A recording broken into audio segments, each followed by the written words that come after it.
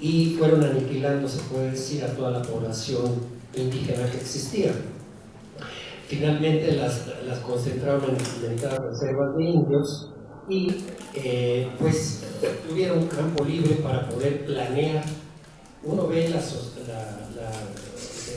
Norteamérica, los Estados Unidos, y encontramos muy buena, excelente planeación, ¿sí?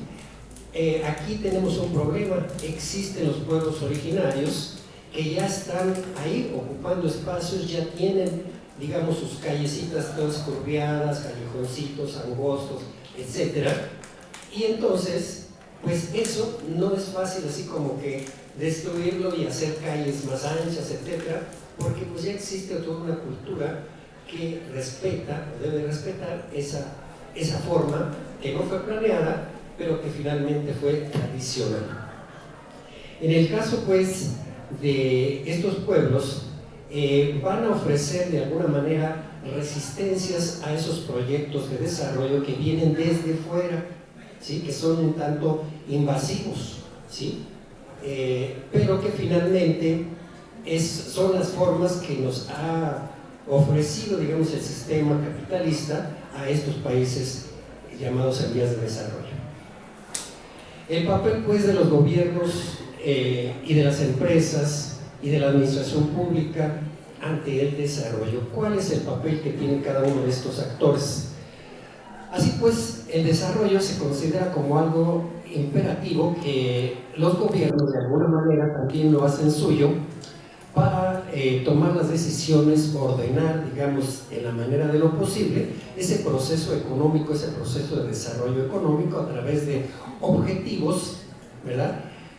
Políticos que de alguna manera los gobiernos anteponen o quieren sobreponer la cuestión de la legitimación que buscan en un momento dado.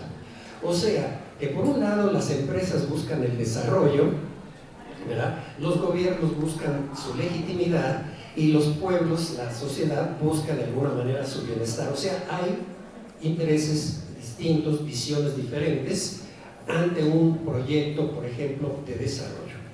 Las empresas pues tienen como imperativo la ganancia, la utilidad, para lo cual buscan espacios, recursos y las condiciones para reproducir su capital y crear riqueza. La administración pública es un apéndice del gobierno especializado en la regulación del desarrollo a fin de hacer compatibles los objetivos nacionales y los de la empresa conjuntamente con el capital, tanto interno como externo, porque habrá que considerar que nuestros países son carentes en gran parte de capitales. Las políticas a veces de desarrollo tienen que ver mucho con esperar la inversión externa. Si somos países que nos abrimos, ofrecemos la mano de obra barata para que vengan aquí a establecerse las empresas y crear ese desarrollo. Habría que ver si realmente eso es desarrollo o simplemente son de alguna manera atenuantes que le dan un poco de largas al mismo sistema a nivel mundial. Así pues tenemos en todo este proceso de pretendido desarrollo la emergencia de varios actores, ¿sí? El desarrollo más allá del discurso pues se convierte en proyectos, en espacios concretos en los cuales influyen diversos actores, tanto internacionales, nacionales, estatales y locales o municipales, ¿sí? Distintos tipos de actores, ¿sí? La sociedad organizada pues se conforma a veces en ONGs, en organizaciones vecinales, etcétera, para también de alguna manera incidir sobre estos pretendidos proyectos que les van a traer supuestamente desarrollo. Habría que verlo, ¿no? Sobre todo pues hoy la sociedad organizada conforma, sobre todo hoy en día, nuevos actores. Estamos en un proceso, digamos, de participación creciente en este país, cuando tradicionalmente se tomaban las decisiones desde las autoridades, desde los actores de poder, y simplemente la mayoría de la población acataba. Y un ejemplo muy claro era cuando venían las elecciones, la gente le preguntaban a la gente del pueblo: oye, ¿quién crees que vaya a ganar o por quién vas a votar? Entonces la respuesta era generalmente, pues ya se sabe quién va a ganar. Efectivamente, todo el mundo sabía que ganaba el PRI durante más de 70 años, y entonces no había competencia. Fue hasta después de López Portillo cuando efectivamente pues ya se empezó a generar una idea más distinta de esa verticalidad en la toma de decisiones en la política. El desarrollo pues no puede realizarse como un deber ser, o sea, debe de ser de tal o cual manera, ¿no? Como un modelo, sí, como algo abstracto, como algo deseable, como algo bueno en sí mismo, sino como una acción o, en algunos casos, como una reacción de los actores diversos que en un momento dado se hacen manifiestos ante unas acciones constantes que dicen avanzar hacia el desarrollo. En México, pues, la participación de la sociedad organizada es un fenómeno relativamente nuevo, podemos decir, y en ascenso, ¿sí? Se están construyendo nuevos actores. Estamos pasando, pues, de una sociedad pasiva a una sociedad cada vez más activa, ¿verdad? Que está, pues, tratando de hacer partícipe de ese desarrollo, ¿no? De alguna manera. Los tipos de actores y los imperativos del desarrollo. En los países de América Latina, los actores sociales han sido históricamente ignorados ante los imperativos del desarrollo. Esta es una cuestión muy importante, ¿no? Llegan las empresas, llegan los proyectos, se van a desarrollar, entonces todo el mundo asume que es bueno, que va a traer desarrollo, que va a traer bienestar, ¿sí? Pero es hasta cierto punto invasivo porque no participan esos actores locales, o no existen esos actores locales, ¿no? ¿Sí? Entonces, pues tenemos una situación en México importante para analizar este asunto. Desde aproximadamente 1986 se empieza a hablar aquí en México del GATT, del Acuerdo General sobre Aranceles y Impuestos, que ya es un intento de crear grandes áreas para el desarrollo y acuerdos comerciales entre distintos países. Concretamente, la cuestión se va perfilando hacia el TLC, que en 1994 se firma entre México, Estados Unidos y Canadá. De tal manera, pues, que a partir de ese momento ya esos proyectos de desarrollo están articulados a esa cuestión geopolítica, ¿sí? a la cuestión de la macroeconomía, ¿sí? Y entonces va habiendo algunas disonancias cognitivas entre los espacios locales, que de alguna manera son tradicionales y tienen formas de vivir, de resolver las situaciones, pues no precisamente considerando a Estados Unidos y a Canadá, sino que de una manera tradicional se van tomando o intentando resolver esos problemas.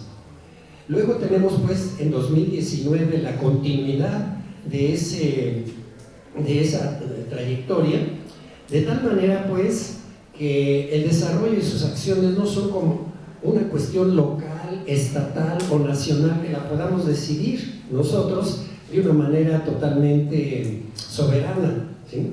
Sino que, si bien existe esa división, digamos, de territorios y esa división de autoridades, en realidad, cuando vienen los proyectos de desarrollo, la planeación se va haciendo realmente para conjuntar las voluntades, para llegar a acuerdos y para hacer realidad esos proyectos de desarrollo, porque se asume que son lo deseable, ¿sí?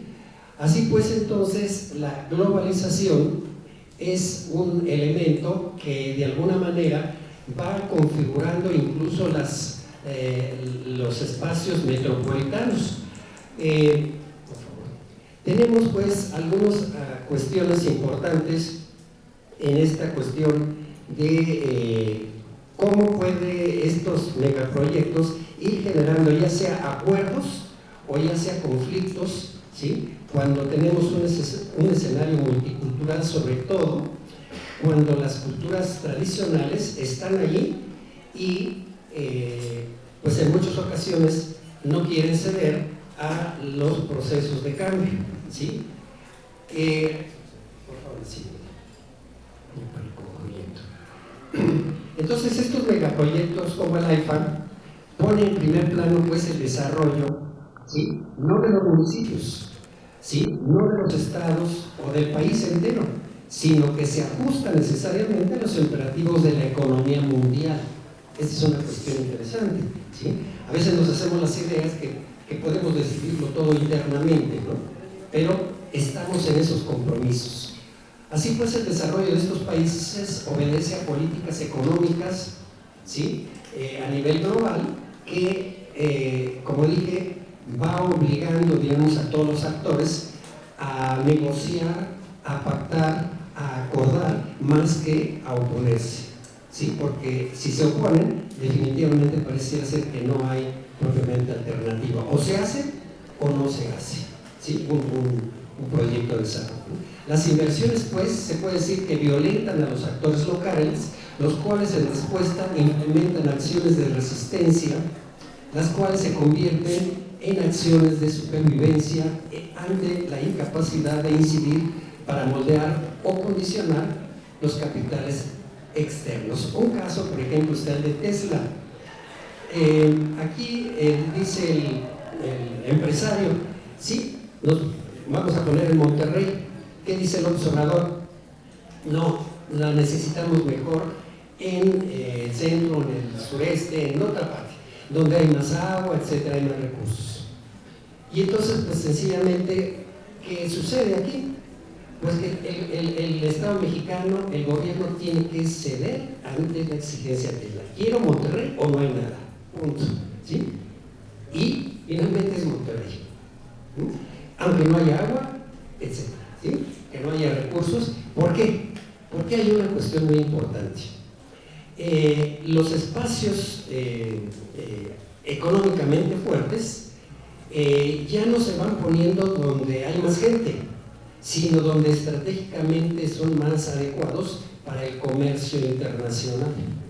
De tal manera que, por ejemplo, la Ciudad de México, ¿sí?, está aquí en el centro del país, pero en realidad para la nueva configuración geopolítica y geoeconómica del mundo, está muy lejos de, digamos, de Estados Unidos y Canadá. Está más cerca de Monterrey, está más cerca del norte del país. De tal manera, pues, que aquí, zona metropolitana, en ese sentido, está siendo más o menos funcional a la lógica, digamos, del desarrollo. De tal manera, pues, que un aeropuerto como el de Texcoco, que pensaba ser un aeropuerto muy, muy grande, esto estaba todavía pensado en esa idea muy central, ¿sí?, de esa ciudad que es un potencial, pero en realidad es más atractivo otras ciudades como Guadalajara, como Monterrey, que están más cerca de Estados Unidos y de Canadá. De tal manera, pues, que las ciudades ya no son muy funcionales en ese sentido. Pradilla Cobos, que es un autor por ahí que trabaja un concepto muy interesante, que es las ciudades compactas, las ciudades dispersas o ciudades fragmentadas. Es una concepción que apunta hacia esa idea de cuál es el motivo para construir esas ciudades. Pues el motivo actualmente es exactamente el económico, ¿sí?, no precisamente el desarrollo. El desarrollo es un concepto que nos venden, pero que en realidad el trasfondo de todo esto es ese comercio a nivel mundial. El desarrollo, ¿desde cuándo venimos hablando de desarrollo en América Latina, en el mundo? Y si acaso se ha dado, se ha cumplido, ha quedado en discurso y seguirá quedando en discurso, ¿sí? Porque lo imperativo es el comercio, es el business, es el negocio, y se va a hacer donde sea más factible, donde esté más cercano, donde sea más fácil. Yo ahí le dejo nada más quise plantearlo de esta manera para la reflexión. Gracias.